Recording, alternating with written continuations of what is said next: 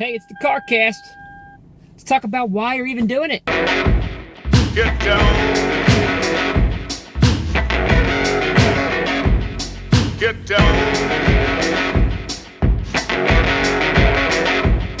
Get down.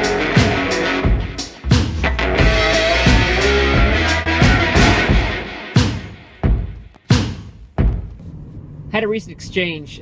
The company and the exchange, and reason why the exchange happened is not consequential to this discussion here.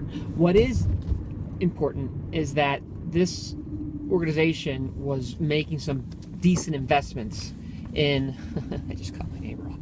It's terrible. I didn't cut him off. I had my turn signal on.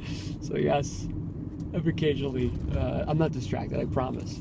At any rate, what the hell was I talking about? Oh, they were doing a bunch of marketing. They were spending a bunch of money, but they had no rhyme or reason to it. And guess what? That is not another neighbor waved hello to me. Hey, how you doing? That is not atypical. That is the norm. And then here's what happens. Everyone, I mean across the board, gets sucked into, hey, what's our conversion metrics? Hey, what do our marketing qualified leads to sales qualified leads look like? And I'm not saying those aren't important metrics. They are. But everyone gets safe and comfortable and complacent in those metrics when, especially if you have a sales cycle that's longer than, let's say longer than 4 weeks, those metrics really don't matter because the sales force still, no matter what, no matter how great your MQL to SQL ratio is, your sales force still has to get things into their pipeline.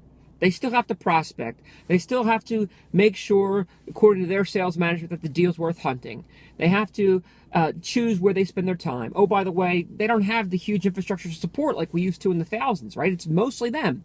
You need to feed them, enable them, and empower them. And we don't measure our marketing efforts there and why we're doing it. In other words, why are we even doing this marketing? If this development piece, what's it for? What's the intent? And not just the immediate intent, but what's the 1, 2, 3, 4, 5 steps down the line intent? And how do all of those things connect together? Not necessarily to drive things through the marketing funnel to get them into sales, but rather how we get them into the sales funnel and through it as quickly as possible. All right, first incident of you witnessing my driving in the CarCast, but that's what I have to share with you today. So let me know what you think about that, but most of all, share it up. Okay, because more people need to hear this because I see it again and again and again, and there's no reason for it.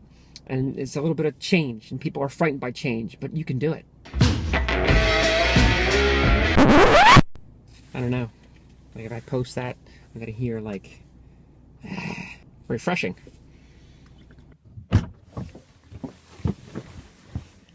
Yeah, I know. I'm bummed out too when the CarCast is over.